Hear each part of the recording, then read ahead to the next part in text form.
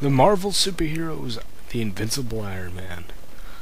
The first time I ever saw Iron Man in any medium besides comics and television, well, television, yeah, it would be, I think, the '90s Spider-Man cartoon during the Secret Wars arc, I think, and kind of a funny kind of title for being invincible, because I remember in that his first appearance, the scene opened up and he was on his knees getting blasted by energy, by attack by somebody, and he looked like he was having a hard time.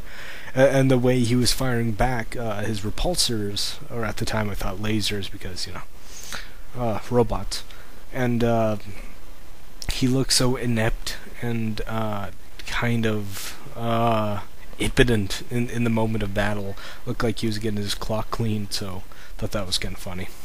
Well, now, because that title, Invincible. This cartoon is very much, again, has the same format as the other two of Captain America and the Incredible Hulk. But here, it's a different type of situation with Iron Man, and his relationship with Pepper Potts and Happy Hogan is quite different from this in the films, or I think. I hope these are straight up adaptions from the comics, because, I don't think any producers back then had an agenda to change something to fit their means. Like in the '90s Spider-Man, where Spider-Man wasn't allowed to punch, no mention of death, dying, or kill. No harming of pigeons. Once again, no punching. The only time Spider-Man punched in the whole series was the TV special with the Dot, where he can create these little black hole portals where he can hop through and stuff. So Spider-Man put his fist through one of the portals, and it came out the other side and hit the spot in the face. That's the only time where he punched. But I do remember the '90s Iron Man cartoon, which was interesting. The Mandarin was green, because they wanted to subvert the yellow face into a straight-up green face.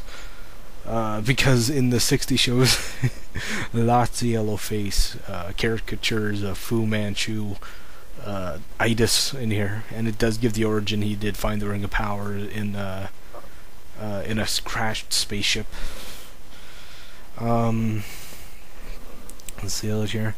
Hawkeye and Captain America make an appearance probably around, again, episode 8, or seem to be like the dead ringers of the best episodes in each show, respectively.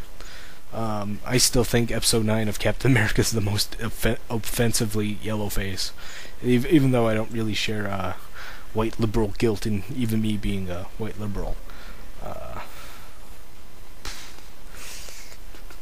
Think. Only complaints is that write what you know. So I guess writers of back then who wrote Iron Man didn't know jack shit about how machines interact in their interfaces, and what energy would look like, and stuff like that. It's part of the charm of how Iron Man's repulsors are portrayed, kind of like a hypnotic ray at some points. At others, they just look like bolts of lightning. No Thor, surprisingly, I didn't see in there. Hawkeye, there's a good, I think it was Enter Hawkeye, the episode was called, and we have a great Hawkeye origin story in him versing Iron Man, and have the Black Widow, a very different representation of the jumpsuit redhead that we know. More of a kind of 1930s, 1920s dressed, classy, upscale woman type look they gave her, and with black hair. She wasn't a redhead. And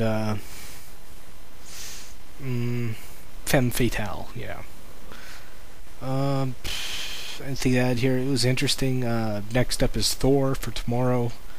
Maybe I could sub that, because this is a lot more taxing than I thought it would be. And yeah. Iron Man, everybody.